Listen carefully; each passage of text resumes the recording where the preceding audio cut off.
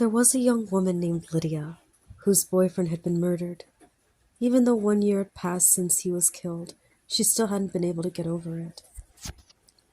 They had been engaged to be married, but tragedy struck just days before the wedding. Her fiancé's body was found in a cellar. He had been savagely mutilated and murdered. Lydia had never recovered from his death, because the police had never been able to find the murderer. One night, Lydia was driving home from the supermarket. She was lost in thought and paying little attention to the road. Suddenly, she saw a young man step out into the road. She tried to slow down, but it was too late. The car crashed straight into him, and his head smashed into the window screen. Lydia was horrified. She immediately called an ambulance, and the unconscious young man was taken to the hospital. He was badly injured and lay in a coma. Consumed by guilt, Lydia went to visit him every day. She often questioned doctors about his condition.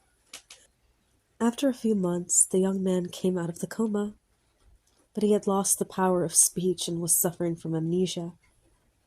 Lydia still came to see him in the hospital every day, though. She even gave him speech therapy to help him learn to talk again.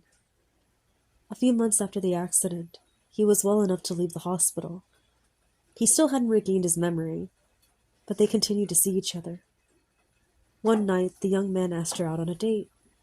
After spending so much time in each other's company, they began to fall in love. Lydia began to think that she had finally found true happiness. One day, Lydia was showing him family pictures in her photo album. When they came across a picture of her ex-boyfriend, the young man's eyes grew wide as he stared at the photograph. He said he recognized her deceased boyfriend. His memory had returned. Lydia was terrified.